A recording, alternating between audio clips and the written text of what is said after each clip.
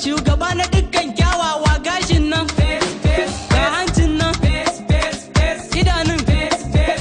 jiran nan dimpul din hakoransa lambansa haɓan nasa gemun nasa ga sajen karshen kyau so a yi rigijib gayu na a yi rigijib a yi rigijib gayu na a yi rigijib